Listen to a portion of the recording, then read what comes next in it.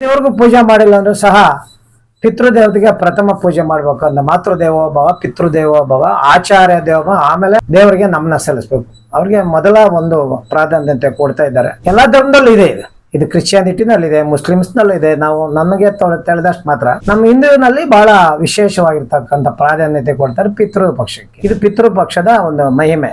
ನಮ್ಮ ಹಿಂದೂ ಧರ್ಮದ ಪದ್ಧತಿಯಾಗಿ ಎಲ್ಲರಿಗೂ ನಾವು ಹೇಳೋದು ಇಷ್ಟೇ, ವರ್ಷಕ್ಕೊಂದ್ಸರ್ತಿ ಬರ್ತಕ್ಕಂಥ ಪಿತೃ ಪಕ್ಷದಲ್ಲಿ ಯಥಾಶಕ್ತಿಯಾಗಿ ಭಗವಂತ ಏನ್ ಕೊಟ್ರೆ ಅದನ್ನೇ ನೀವು ನೈವೇದ್ಯ ಮಾಡಿ ಪಿತೃ ದೇವತೆಗಳನ್ನ ತೃಪ್ತಿಪಡಿಸಿ.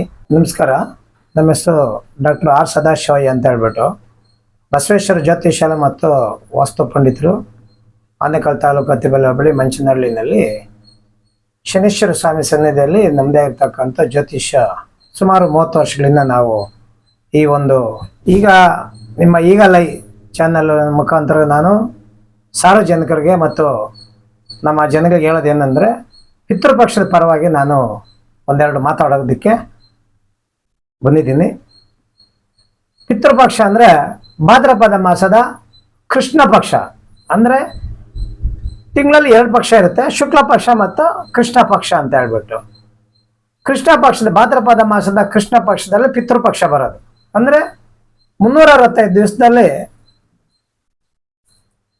350 ದಿವಸ ದೇವತೆಗಳಿಗೆ ಮೀಸಲಿಟ್ಟಿದ್ದಾರೆ. ಇನ್ನು 15 ದಿವಸ ಪಿತೃದೇವತೆಗಳಿಗೆ ಅಂತ ಹೇಳ್ಬಿಟ್ಟು ಆ ಭಗವಂತ ಅವ್ರಿಗೆ 15 ದಿವಸ ಪಿತೃಪಕ್ಷ ಅಂತ ಹೇಳ್ಬಿಟ್ಟು ಮಾಡಿದ್ದಾರೆ. ಈ ಪಿತೃಪಕ್ಷದಲ್ಲಿ ಯಾವುದೇ ಅಂತಕ್ಕಂಥ ಶುಭ ಕಾರ್ಯ ಮಾಡೋದಿಲ್ಲ. ಮದುವೆ ಆಗಲಿ ಅಥವಾ ಗುರುಪ್ರವೇಶ ಆಗಲಿ ದೇವತಾ ಕಾರ್ಯಗಳಾಗಲಿ ಇರೋದಿಲ್ಲ. ಇದೆಲ್ಲ ಪಿತೃದೇವತೆಗಳಿಗೆ ಮೀಸಲು ಇಟ್ಟಿರ್ತಕ್ಕಂಥ ಒಂದು ಪಕ್ಷ. ಈ ಪಿತೃಪಕ್ಷ ಏನಂತ ಹೇಳಿದ್ರೆ ಇದರ ವಿಷಯ, ಪಿತೃದೇವತೆಗಳು ನಾವು ಭಗವಂತ ಯಾರಂತ ನಮ್ಗೆ ಗೊತ್ತೇ ಇಲ್ಲ. ನಾವು ಇದುವರೆಗೂ ಭಗವಂತ ನೋಡಿಲ್ಲ. ನಮ್ಮ ಪಿತೃದೇವತೆಗಳು ಅಂದರೆ ನಮ್ಮ ತಾತ ಮುತ್ತಾತ, ನಮ್ಮ ತಂದೆ ತಾಯಿ, ಇವರುಗಳು ಈ ಭೂಮಿಗೆ ತಗೊಂಬಂದು ನಮಗೆ ಆಸ್ತಿ ಮನೆ ಮಠ ಎಲ್ಲ ಇಟ್ಟು ಮಕ್ಕಳು ಮೊಮ್ಮಕ್ಕಳು ಎಲ್ಲ ಚೆನ್ನಾಗಿರ್ಲಿ ಅಂತ ಹೇಳ್ಬಿಟ್ಟು ಆಶೀರ್ವಾದ ಕೊಟ್ಟು, ಬರೀ ಆಶೀರ್ವಾದ ಅಲ್ಲ ಜನ್ಮ ಕೊಟ್ಟು ಜೀವನೋಪಾಯಕ್ಕೆ ಸಹ ಅಲ್ಪ ಸ್ವಲ್ಪ ಏನೋ ಒಂದು ವ್ಯವಸ್ಥೆ ಮಾಡಿ ಸಹ ಇಟ್ಟೋಗಿರ್ತಾರೆ. ಅವರು ದೇವತೆಗಳು. ಈ ಪಿತೃಪಕ್ಷದಲ್ಲಿ 15 ದಿವಸನೂ ಸಹ ಭೂಮಿಗೆ ವೈಕುಂಠ ಅಥವಾ ಕೈಲಾಸ ಬಂದು ಈ ಭೂಮಿನಲ್ಲಿ ನನ್ನ ಮಕ್ಕಳು ನನ್ನ ಮೊಮ್ಮಕ್ಕಳು ಏನು ಮಾಡ್ತಾರೆ ಕಾರ್ಯನಿರ್ವಹಿಸ್ತಿದ್ದಾರೆ ಅಂತ ನೋಡೋದಕ್ಕೆ ಈ ಭೂಮಿಗೆ ಇಳಿತಾರೆ. ಆಗ ನಮ್ಮ ಹಿಂದೂ ಧರ್ಮದ ಪ್ರಕಾರವಾಗಿ ಪಿತೃದೇವತೆಗಳಿಗೆ ತರ್ಪಣ ಬಿಡೋದಾಗಲಿ, ಪಿಂಡ ಪ್ರದಾನ, ತಿಲಾಹೋಮ, ಮತ್ತು ಅನುಕೂಲ ಇರ್ತಕ್ಕಂಥವ್ರು 10 ಜನಕ್ಕೆ ಊಟ ಹಾಕ್ತಾರೆ. ಮತ್ತು ಅವ್ರಿಗೆ ಯಥಾಶಕ್ತಿಯಾಗಿರ್ತಕ್ಕಂಥ ಒಂದು ಪಕ್ಷ ಅಂತ ಮಾಡ್ತಾರೆ.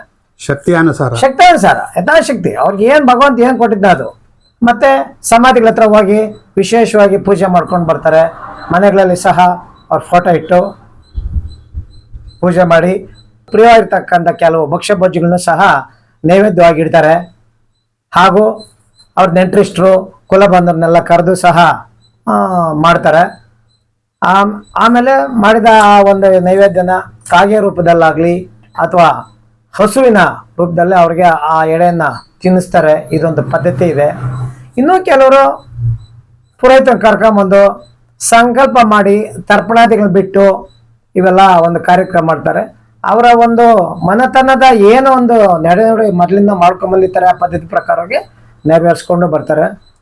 ಪಿತೃಪಕ್ಷ ವಿಶೇಷವಾಗಿ ಪಿತೃದೇವತೆಗಳು ಅದರಲ್ಲಿ ಹೇಳ್ಬೇಕು ಅಂತಂದರೆ ಆ ಒಂದು 15 ದಿವಸನೂ ಯಾವುದೇ ತೀರ್ಥಯಾತ್ರೆ ಆಗಲಿ ಅಲ್ಲಿ ಇಲ್ಲಿ ಮಾಡೋದಿಲ್ಲ. ಕೆಲವರು ಶ್ರೀರಂಗಪಟ್ಟಣಕ್ಕೆ ಹೋಗ್ತಾರೆ, ಕೆಲವರು ಗಯಾ ಬುದ್ಧಗಯನಲ್ಲಿ ಹೋಗಿನೂ ಸಹ ಮಾಡ್ತಾರೆ. ಮತ್ತು ಇನ್ನು ಕೆಲವರು ಅವರವರ ಶಕ್ತಿ ಕೆರೆ ನದಿ ಅಲ್ಲಿಂದ ಕರ್ಕೊಂಡೋಗಿ ಪುರೋಹಿತ ಕರ್ಕೊಂಡು ಅಲ್ಲೂ ಮಾಡಿಸ್ಕೊಂಡು ಬರ್ತಾರೆ. ತರ್ಪಣಾದಿಗಳು ಬಿಟ್ಕೊಂಡು ಬಂದು ಅವರು ಯಥಾಶಕ್ತಿಯಾಗಿ ಮಾಡಿಕೊಂಡು ಬರ್ತಾರೆ.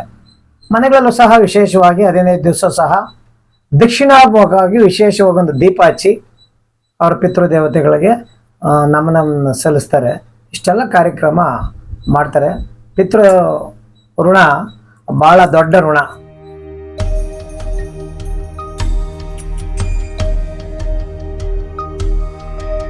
अर्चितानाममूर्तानां पितॄणां दीप्ततेजसां नमस्यामि सदा तेषां ध्यानिनां दिव्यचक्षुषाम्।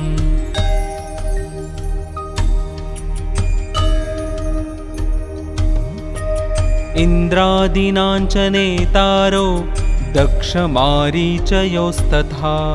सप्तर्षीणां तथान्येषां तान् नमस्यामि कामदाम्